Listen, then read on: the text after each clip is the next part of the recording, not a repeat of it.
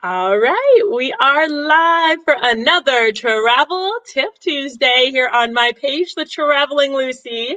And today's guest is Michelle, and she is with the Trav Nav, and we are going to talk about tips for luxury travel. And I am super excited to talk about it because this is out of my scope of travel. So I'm really excited to pick her brain and see, more about luxury travel and everything. So thank you so much, Michelle, for coming on today. Thank you, Lucie, for having me. I'm super excited to be here, and I can't wait to talk about travel and luxury travel with you today. Yes, it's going to be some good information. I'm really excited. So before we get it started and everything, I do want you to tell us a little bit about yourself. How did you get started traveling? Just tell us the scoop on how you even got to where you are today to even start talking about luxury travel. Thanks. So I've been traveling ever since I was little, but my first big experience was when I was 16. I took a bus tour across the United States. So I was able to visit, I think, 32 or so states. So at a young age, I was really exposed to travel and being able to see a lot of the country. So that was great. And since then, I've always had the travel bug. So I've traveled a bunch to the United States, but then I've also broadened my horizons. And I've traveled quite a bit internationally as well. I was a lawyer up until last year, so I was practicing full-time, and well, part-time, I should say, for the last couple of years of that. And I decided to leave the practice and pursue my passion, which is travel. And so that's how I ended up starting the Trav Nav. That's so cool. Wow. So what a change in direction. That is insane. But I'm sure that you've found a lot of really great that's what I love about travel. Travel is so once you start it, you never want to stop it, truly. And it's just such an impactful thing. It impacts your life. And how old were you when you did that? 33? How many states was that, you said? About 32. I was 16. Well, I actually think I was 15. Yeah, so I was 15 and I was fortunate enough to be able to do that. It was in the summer, and it was a bus full of, a whole bunch of 15 and 16-year-olds. And so it was a really eye-opening experience because not only did I get to know all the people on my trip, but you also got to explore all these amazing destinations that, I to this day, I still haven't been back to most of them. So it was just a real honor to be able to see so much of the United States at such a young age.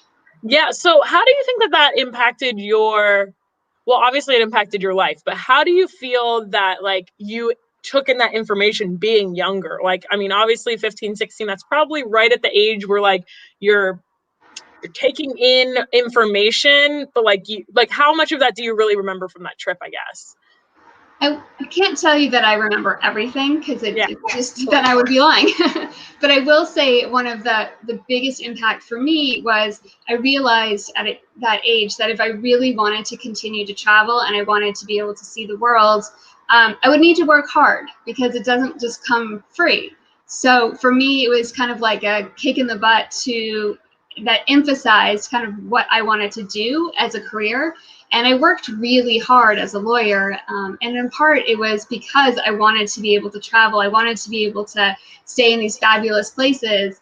And like I said, it doesn't come free. So yeah, that's very true.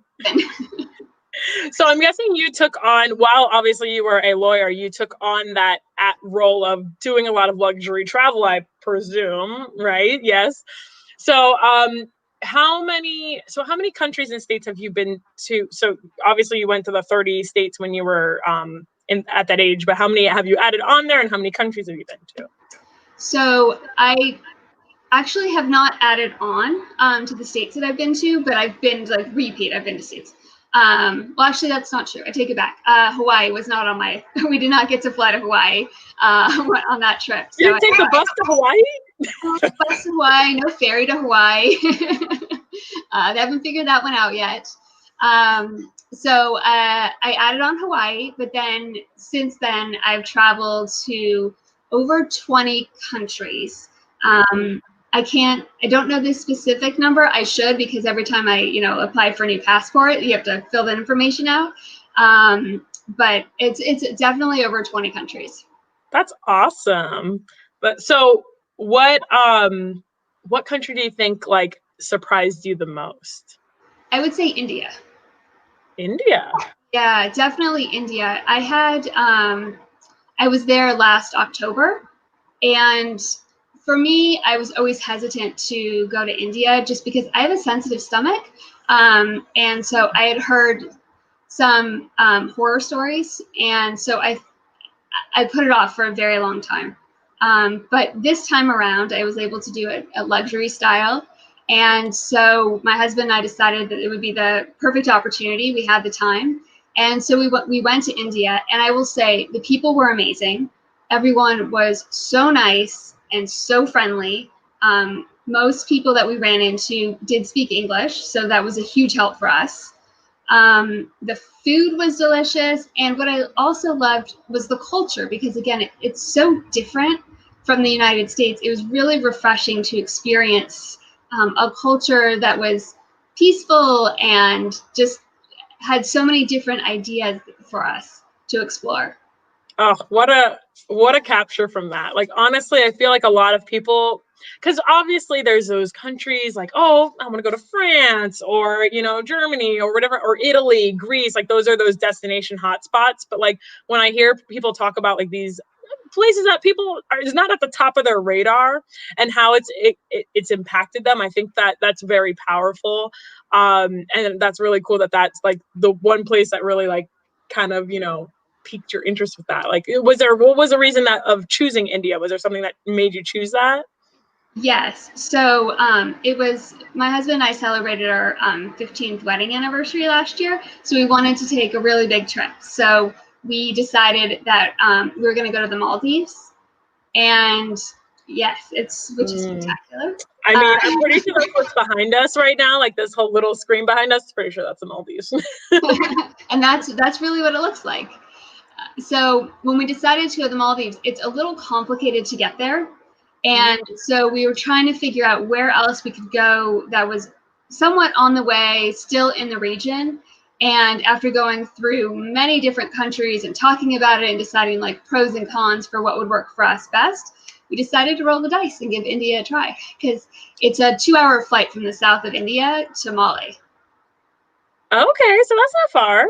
Oh, it's not.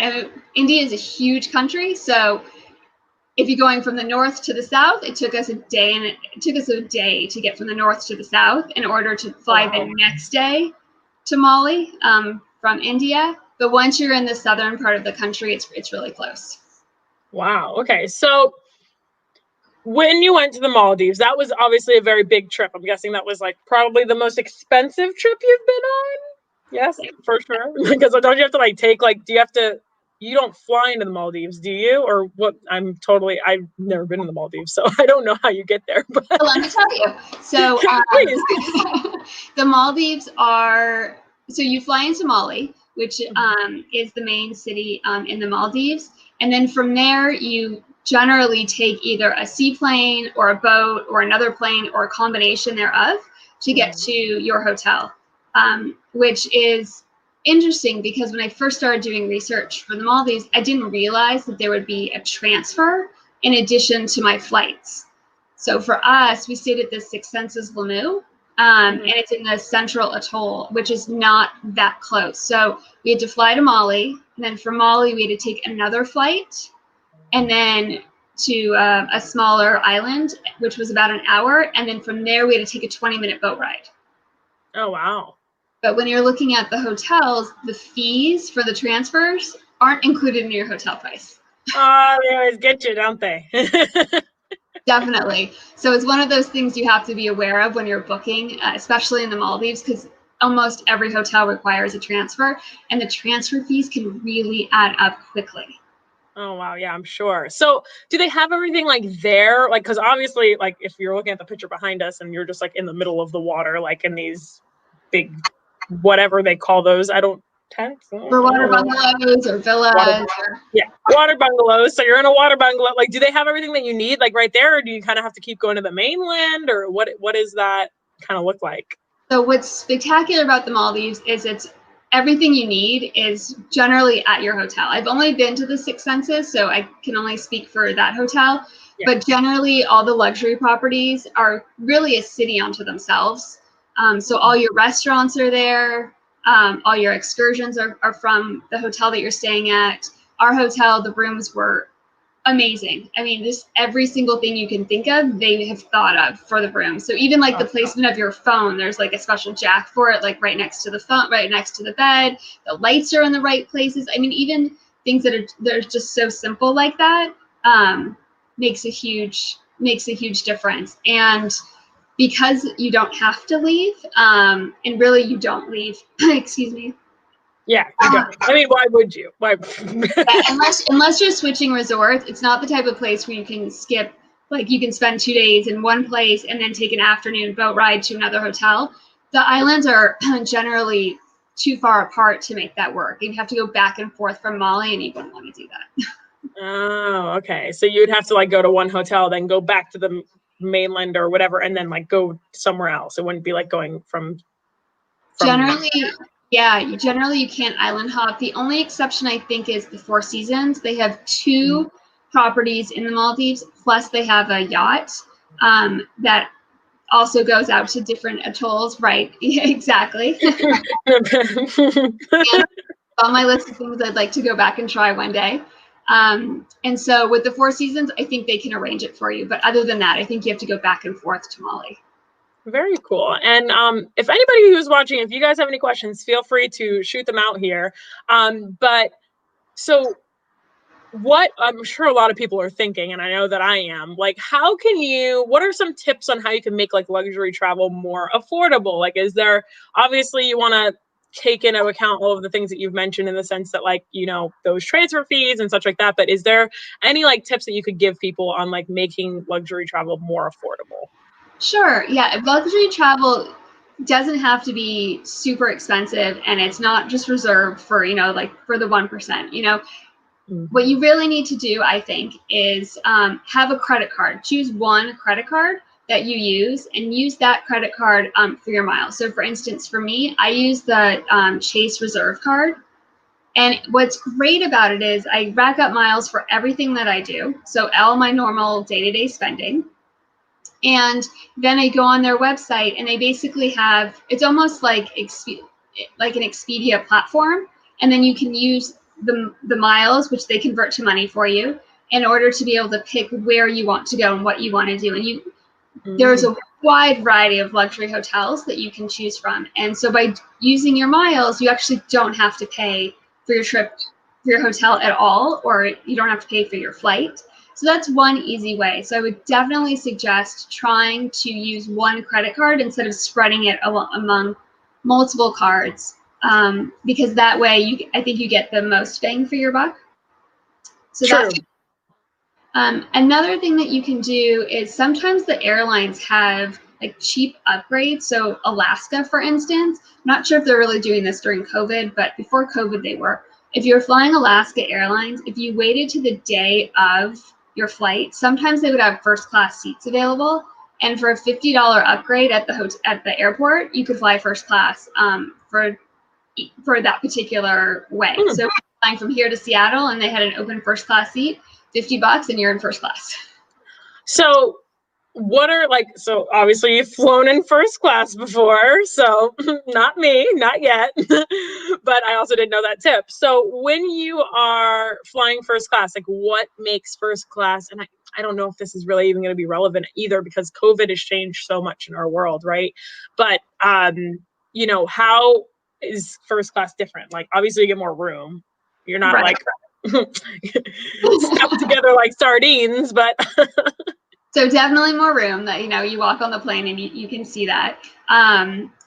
So for me, sometimes I get overhead anxiety. I don't know if anyone else does, where you have your carry-on bag and you don't want to check your luggage because, you don't want to wait 25, 30 minutes at the other end for your luggage. So sometimes I get the carry-on, anxiety.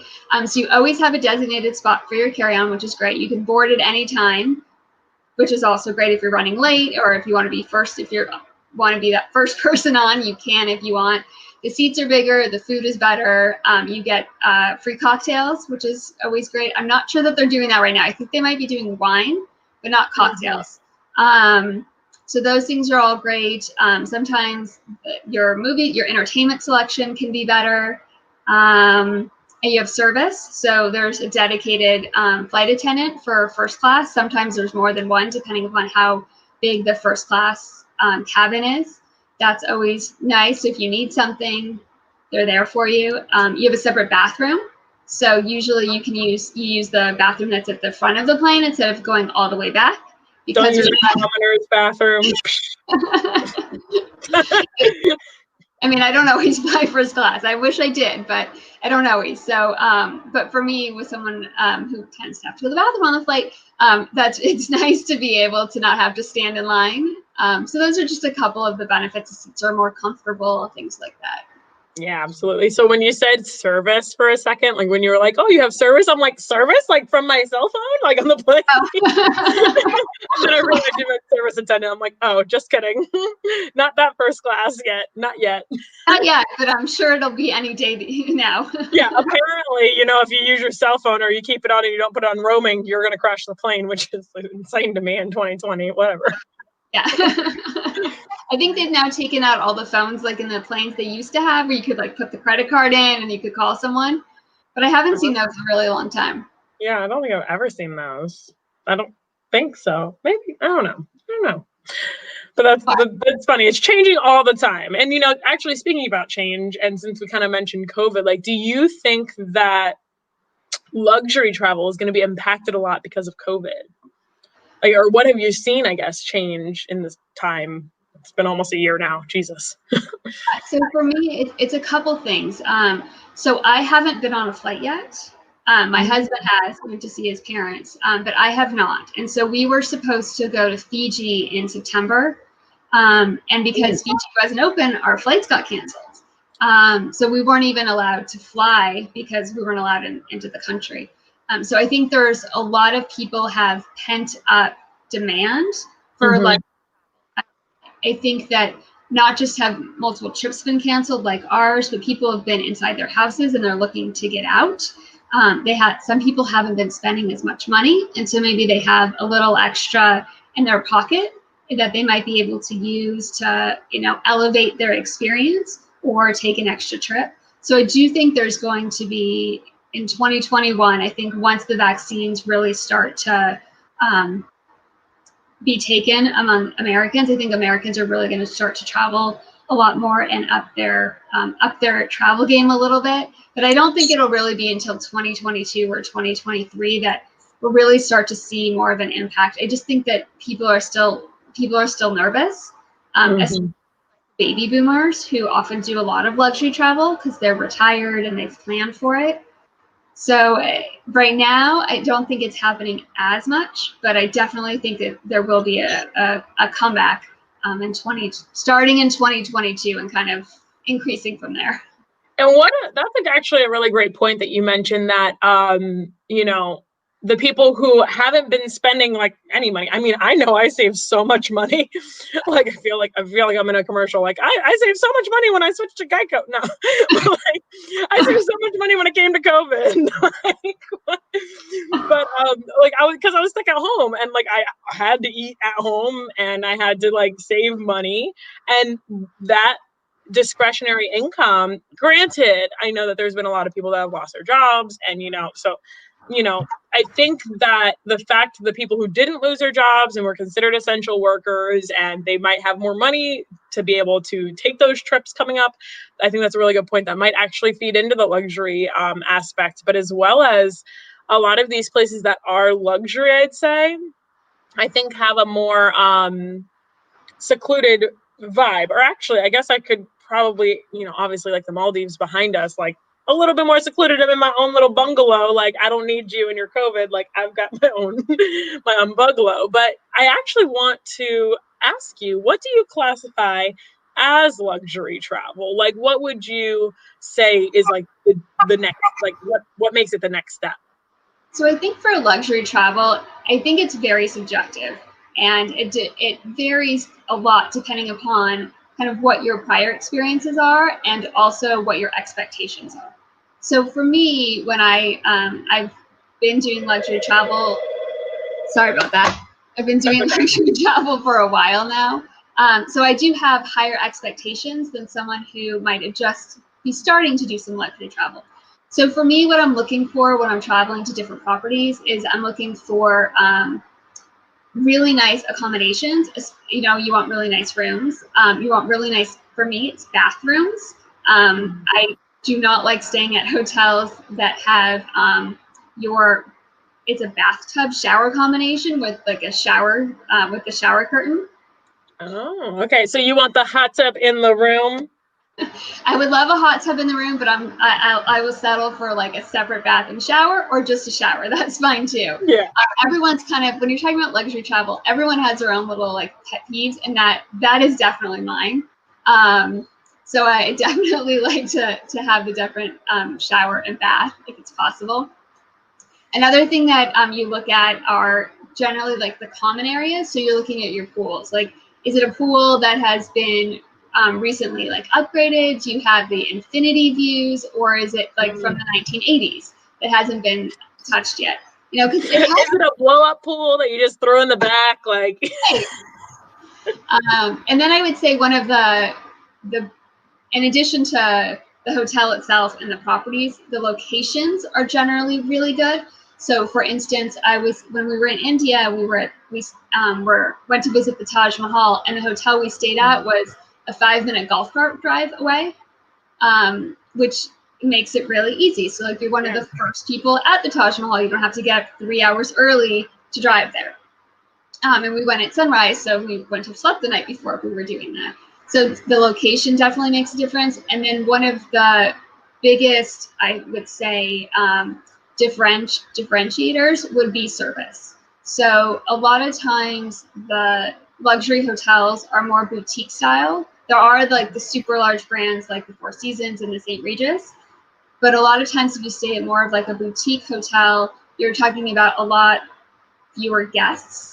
And the guest to staff ratio is much higher. So you might have 2 to 3 staff members per person versus if you're staying at a non-luxury property where you would have the staff wouldn't be maybe as available to you or as in high numbers. So when it comes to things like, so you mentioned obviously the big brands, which obviously have the big brand behind it so they can charge, that amount, but then you have the boutique like luxury. What do you think that they how do they compare? Like, or which one's going to be more expensive? Is the name brand going to be more expensive because of the branding that they have and that branding power and more people are familiar with it? Or is that name brand kind of more affordable in the luxury sense? Like, where does a boutique kind of fall into that? So it definitely varies, and it varies by, I think, country, definitely. So for the big brands like the Four Seasons and the St. Regis, because they know their clientele so well, they've built in these great ways in which they can compete with the more boutique hotels. So they do have great service with they have butlers sometimes that you have access to. That's what they call them. It's not my name. Or like guest experience makers is what the Six Senses uses. So they have like this great brand behind them, and they leverage that, and they do charge a lot. I'm not going to lie. Their prices can be quite high.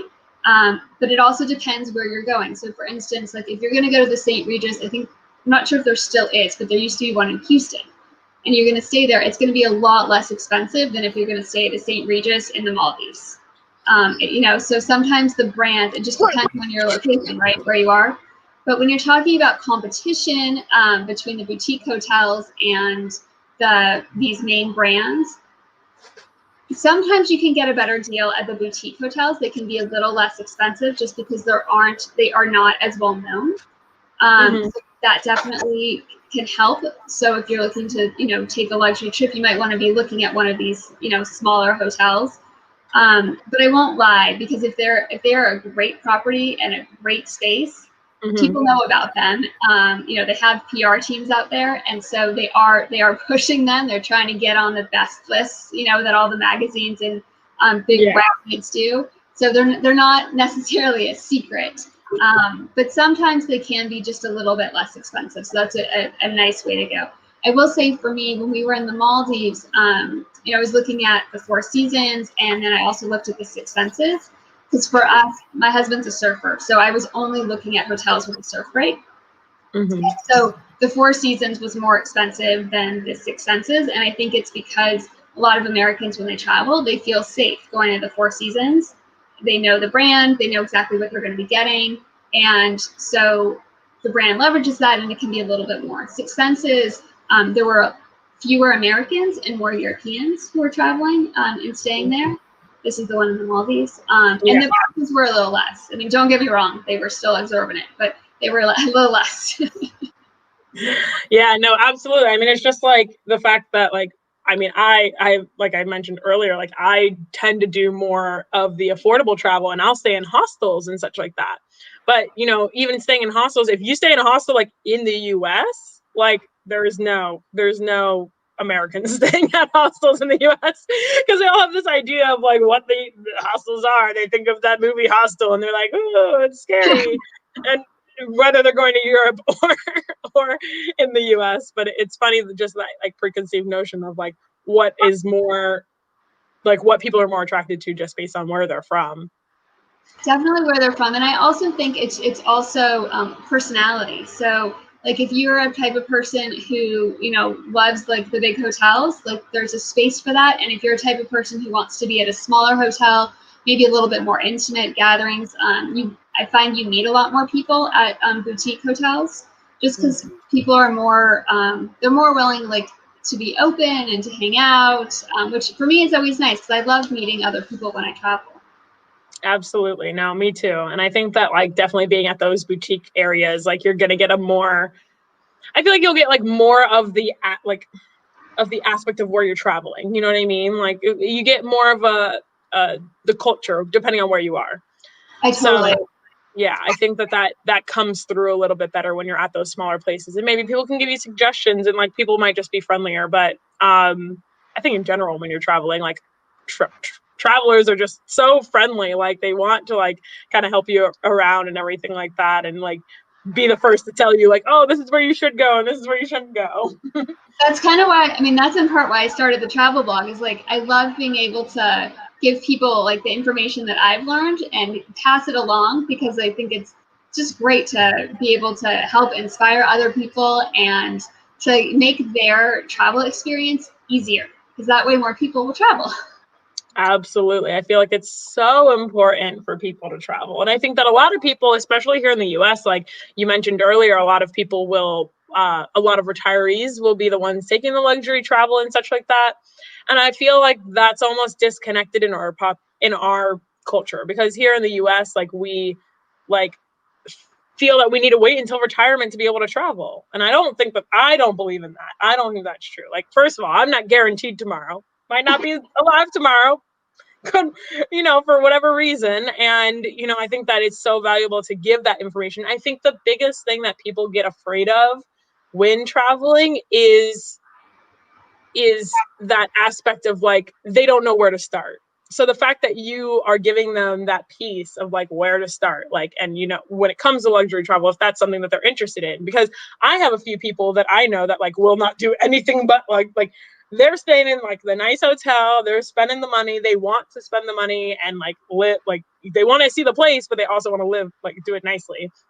And whereas I'm just like, give me a bed or cot, something in the corner, and then I'll go out and check it out. But I think that, it's such a valuable aspect to include in your life. And once they have that aspect to be able to start with those tips, then they have somewhere where they can kind of like go with it and such like that. So I think that that's really great what you're doing with the blog. Yeah, I really want to try and inspire people and what I try to do is, so I was a lawyer and I did a lot of research and a lot of writing, throughout my career. And I still carry those skills through with the travel blog. And so my posts are generally very detailed. So I generally put like a table of contents at the top so that you can jump around if you want, because I try to provide you as much information as I have to make your trip so much easier. And on the luxury travel space, it's easy is the name of the game. So if you're paying a lot for your trip, like you want your trip to be easy. You want someone picking you up at the airport. You want someone helping you to quickly check in when you arrive. You know, a lot of times you plan your excursions ahead of time, and you either have a travel agent or you do it yourself or you work with the hotel. But the name of the game for luxury travel is definitely making things as easy as possible. Absolutely. And I'm sure if anybody has any questions that they could reach out to you on Instagram or YouTube. I would love questions. I would love it. If you want, I'd be happy to answer your questions. I love talking about travel. It makes me so happy. I wish that we were all able to travel a lot more right now than we actually are.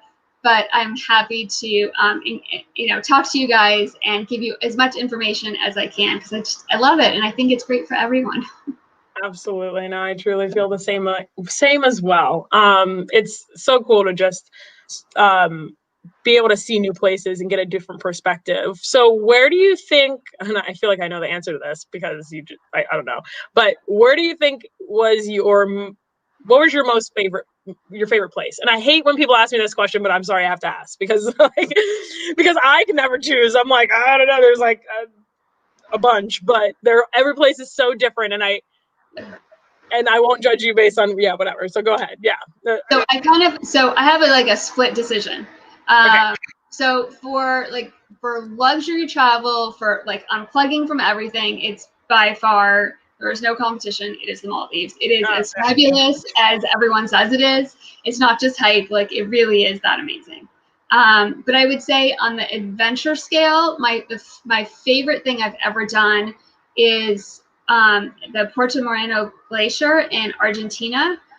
We did a day trip hiking the glacier, and that was the coolest, and no pun intended, thing I've done on vacation. Oh, listen, all puns should be necessary. Okay, all puns should be intended. Oh, that's hilarious. I never wanted to go to Argentina, or not. I shouldn't say never. Like, I would love to go to every country if I had the opportunity. But Argentina was never on my radar until Instagram. Instagram just makes it very easy to want to go everywhere all at once. It gives you travel envy, but Argentina is a great destination. The country's huge, so you probably won't be able to cover it all in one trip. But for me, the highlight was being on that glacier. It's just, there was no one else around. There was I think 10 people in my group, and it's so silent, and the water is just, it's so pure. I know that it sounds odd, but you drink it and there's no other word for it. It's clear, it's pure, has depending upon the light, it has a purpley blue sparkle to it. It's just, it is amazing. Edible, huh? Yes. Only in Argentina. Argentina, but it was amazing. So I have a blog post about that particular adventure that we went on, but I'd be happy to, I went to a whole bunch of other cities in Argentina that I haven't had a chance to write about, but I'd be happy to answer any questions anyone has about it. Very cool. Very cool. So what's your next trip coming? So I'm going to Mammoth. It's a road trip destination for me. I'm staying with some friends because I don't think you can actually rent a hotel right now or a cabin just because of our stay-at-home order. So don't tell anyone. It'll be our secret. Yeah, we're only live on, But yeah, so I'm headed out to Mammoth. For us, it's being in California, we're trying to take advantage of as many road trip destinations as we can right now, because so many of our other travel plans have been canceled throughout the year. So we're looking forward to just getting a change of scenery. It's nice. I'm at the beach, so from the beach we'll go to the mountains and be able to just kind of enjoy. There's skiing. I hope to go snowmobiling. I hope to do some snowshoeing. Just play in the snow like a kid. Yeah, no, I hear you. I mean, at least you have that option in California. You know, here in Florida, we're just burning up like by the second. We're actually, you know, the weather hasn't been horrible here in Florida. I can't lie, but it's been all right this winter. Knock on wood somewhere, because then tomorrow is going to be 90, and I'm going to be like, darn. But that's really cool. That sounds like an exciting trip. I think it'll be fun. I hope to be out your way, hopefully in March. I think we're talking about renting a boat and either sailing or you taking a power cat around in the Keys. So that will be fun. Something a little bit different. Yeah, that sounds really cool. And, you know, that makes me think about all the different types of like luxury travel that you can do. Because I mean, I'm sure there's more like luxury cruises, which obviously aren't really, you know, happening as much right now. But you know, what do you think are like the top 4, top 3, or top couple of luxury like categories, I guess, in travel, if you have that? Do you mean in terms of like hotels or things to do? Yeah, I guess more like, you know, like obviously like cruising would be one of some sort, right? And then, because I'm sure that there's, you know, obviously you can go like on a very nice like cruise, and then like hotels and stays, but like isn't there a category of luxury travel that like kind of just is like an obscure like type of situation? I could be wrong. I could be making this up. It's out of my scope, so I'm asking the question. I'm not sure, but there are things you can do. So, for instance, like we're going to rent a boat. So you could rent a boat with a captain and a chef and a crew if you want. So that's definitely something different. So, like if you don't want to go on a large cruise ship, you can rent your own boat. So I've done it in the Caribbean, I've done it in the Bahamas, and we're going to try and do it in the Keys. So that's something that's really fun, and like you can go with your family or your loved one or whoever you want in your group, and then the size of the boat just depends on your budget. So kind of the sky's the limit. Like if you are a big spender and you watch Below Deck, like that can be you. It's not me, but that could be you. Yeah, I've got, you know, $2 million to just spend on a boat. No big deal. Yeah. That's great about the rentals is that like you can go for a week, and so it's expensive, but it's a fraction of the cost of what it would actually be like if you owned the boat. Yeah, absolutely. So or maybe you have a friend with a boat. A friend with a boat is always great. A friend with, you know, a second house is always great. Yes, exactly. And do you know what BOAT stands for? No. This might be what this is what we I'm going to tell you. This is what we say in Florida, at least. So BOAT stands for break out another 1,000. Yeah. Yes. When you own it. If it's not yours, then you're not breaking out any thousands. But so the other thing they say out here is the when you own a boat, the best day you own a boat is the day that you buy it, and then the best day is the day you sell it.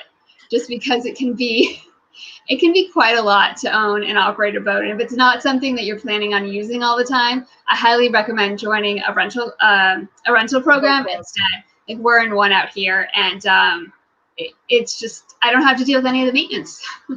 No, absolutely. I think maintenance and storage are probably the most the things you spend the most on when you have a boat.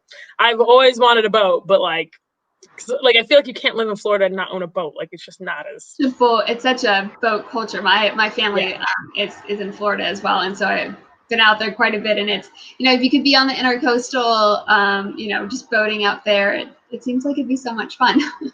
Yes, it definitely is fun. It definitely is.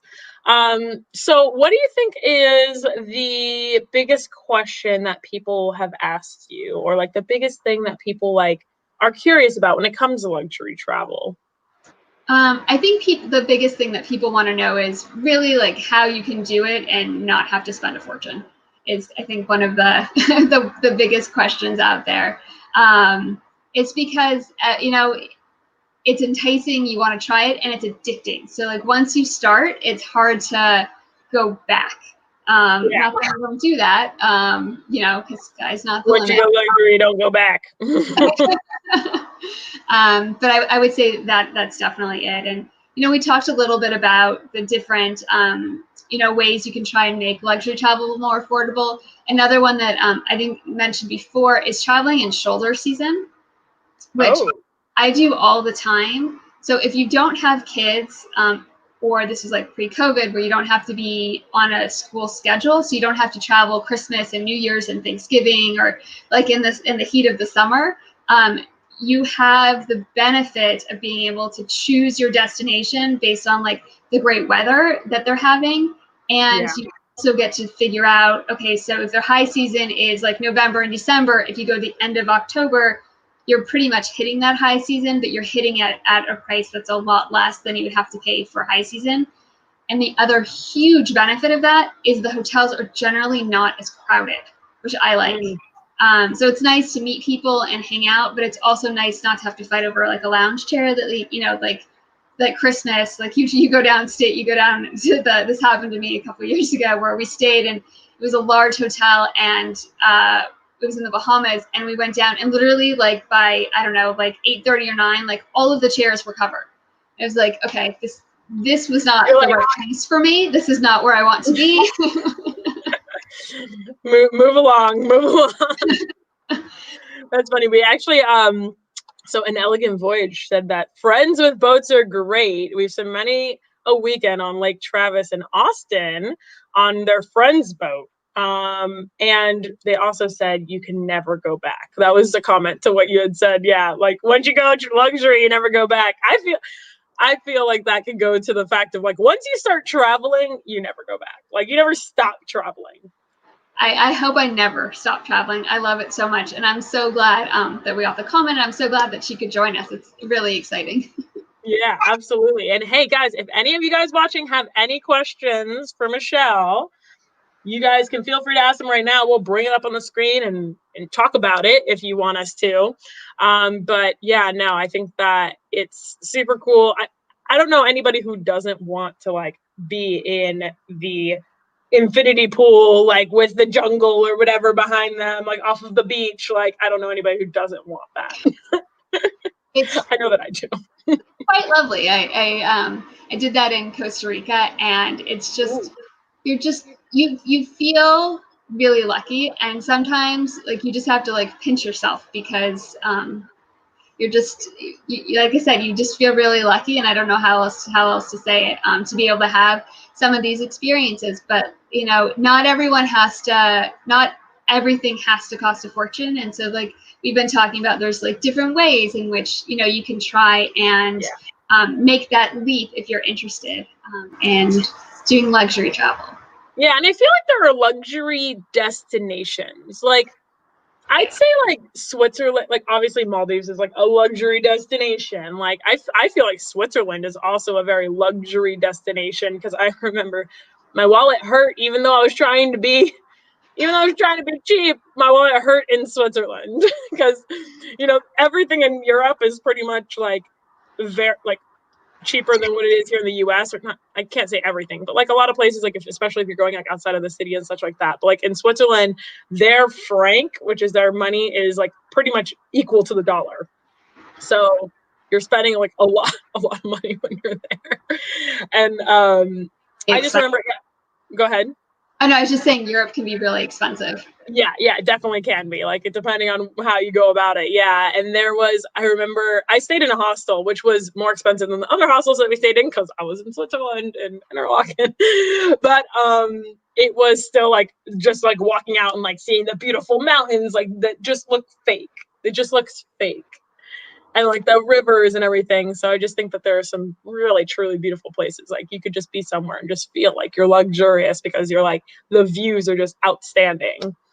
I totally agree. And that's, so when we were talking about boating, that's definitely one of the biggest benefits, I would say, is if you're on your own boat, you can end up at all these teeny tiny little islands that are public. And so you can drop an anchor and literally you are the only person on the beach, which is just, it's fantastic. And so you can, like in the Bahamas, we did it, and you are literally, your feet are in the pristine white talcum powder sand. You have a whole island like to yourself. And sometimes it just doesn't get better than that. It's just pop a bottle of champagne and you are just sitting pretty. It's really fun. Absolutely. No, you are not lying. Just sometimes just being by yourself on a beach anywhere other than home, like just is nice. It's very nice. Especially like if it's staying on hotels that are like on beaches too, are Yes. very nice. Yes. The private beaches and such like that, so you don't have to like worry. I like to go to the west coast of Florida and do that and stay like the nice hotels. So I'm actually might be doing that Friday. Ooh, that's exciting. Yeah, it is. I was like, nah, I need to take a day trip. Well, because Florida is a very long state. Not that you can see that long state, but it's pretty like it's only like about 3 or 4 hours, like the width of it. So it's easy to do like a day trip. But I wanted to do the sunrise in the morning here where I live on the East Coast, and then sunset on the West Coast. Oh, that's cool. Yeah, so that's always been like something I've always wanted to do, and then I'm like, sounds like needs to be a goal for the new year on the actual first day of the new year. The one out here people like to talk about is you can go to the beach in the morning and ski in the afternoon. Yes, I've heard that. See, Florida doesn't have those mountains. It's pretty flat. Pretty flat. It's like negative flat. It's like indented. Might as well be. It's so true. I was talking about like if God forbid there's a flood, like where do you go? It's like, yeah, you have to like it's hard to find I don't know. on a boat. I don't know. On a boat. Yes, you get a kayak or a paddleboard and you sit on it. There you go. Those are super fun things to do. I like all of those things. Yes, that's awesome. That's super cool. Well, do you have anything else to share with everyone? I would say the last kind of big tip I would add is just make sure that you sign up for hotels and airlines and be on their mailing list and follow them on social media. Because sometimes what you'll find is they'll come out with like a flash deal or a flash sale, and you want to be the first one to be able to sign up for that because you don't want it to expire or miss that opportunity. So if you make sure that you subscribe to all their different programs, then you'll have the opportunity to experience luxury travel, I hope. And I think those are some of the biggest ones from today. Yeah, absolutely. That's a great tip. And you made the tip earlier about the credit cards as well. And I think, do hotels have their own credit cards? Like, yeah. So for instance, like Marriott, which is the Bonvoy brand right now, and so they have multiple high-end hotels. So they have the Ritz-Carlton, they have the St. Regis, they have the JW Marriott, and I think they have like 20 other brands as well. And so I'm constantly getting solicitations to sign up for their card. And what you should definitely do is I would say before you sign up for a credit card is do some research, because sometimes you can get 75,000 points for one card, but you can get 100,000 points for another card. But it might just be that 75,000 points are going to go much farther than your 100,000 points. So you have to take a step back and don't just like get sucked in by the number of points, but you want to see how valuable they might be. And you want to check to see where you can transfer those miles or points. Because like for Marriott, they have, I think it's a 1-to-1, and you can travel to like American Airlines. So if you have a tremendous amount of Bonvoy points, you can flip those to, let's say, American, and then maybe you might be able to fly business or first class on your next trip. So there's a lot of different options, and a lot of different brands have credit cards. So like I know Hyatt has one, Hilton has one. I think they pretty much all have them. Yeah, absolutely. And an Elegant Voyage says also take advantage of price match guarantees. Oh, that's a great tip. Great deals on high-end hotels that way. Yes, that is a great tip. Awesome. Yeah, no, and I like getting the because I did take flights a lot more before.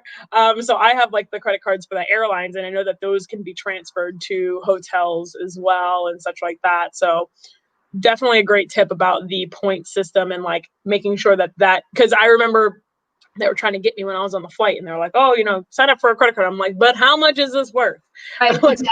I want to know how many flights am I getting with these points, and it was actually quite a bit. It was through American Airlines, so that's a great tip. Absolutely. So, how can people find you? I know we've talked about it a few times, but tell us how we can find you.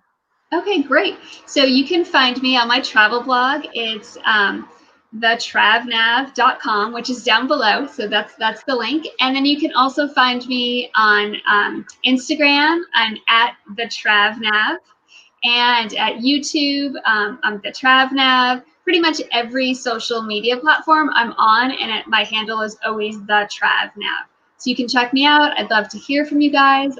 Message me. I'll respond. I'll give you the best tips that I can and the best information that I have available. And I just hope that everyone has a great New Year, and that everyone gets to travel in the New Year. Absolutely. I hope so too. I think that we're going to get there. I think it's going to, a lot of people had their plans changed this year, but I think if anything COVID taught everyone was that you can't wait, because I knew so many people that waited until this year, 2020. They're like, oh, I was finally going to do that big trip that I've always talked about. And then like COVID happened, like, oh, and then COVID happened. And it's like, okay, well, you learned a hard lesson, didn't you? That like, you shouldn't be waiting like however many years it took you to actually take that trip, right? 100%. You have to, grab life and take it by the horns, and got to make your lemonade out of lemons, and you can't wait. Yes, absolutely. Just make it happen. I always say work hard, play harder. I totally agree. All right, so there is one last question that I ask everyone who comes on to my show. So I'm going to ask you as well, Michelle, and tell me, or tell everyone, how has travel changed and impacted your life? So I would say that travel has impacted my life. I've definitely traveled a lot less this year, and multiple trips get canceled. But I would say that travel in general has been amazing for me, in the sense that I get to visit a lot of other countries. I get to explore a lot of different cultures. I get to meet new people. It helps me broaden my horizons, and I think it just makes me a better person overall. I love that. I love that. Everybody has similar answers, but they word it all differently. And I love that. I think that it's truly just the best way to make anyone a more well-rounded person, because you don't know what you don't know until you know it, right? Love that. Well, thank you so much, Michelle, for coming on and sharing your wisdom. If you guys are just tuning in right now, make sure you guys rewatch this video, because there was so much great information that Michelle shared with us. And you guys can always check her out on her blog, the Trav Nav, as well as I go live every Tuesday with a new guest, and we talk about a new topic revolving travel in some way, shape, or form. So if you guys are joining right now, thank you guys for tuning in. You guys can follow me at the Traveling Lucie and keep up to date on who's coming on and who's going to be coming up next week, as well as just anything that I've got coming up. And I hope you guys will subscribe to my YouTube channel as well to see those people that are coming up as well. So again, thank you so much, Michelle, for taking the time out of your day to be here with us today and share all of your knowledge when it comes to luxury travel. I know I learned a lot, and I'm sure everyone else did too. So thank you so much. Thank you so much for having me. It's been a real treat and an honor. Thank you. Awesome. Thank you. All right, guys, you guys have a great one, and we will see you again next Travel Tip Tuesday. Bye. Bye.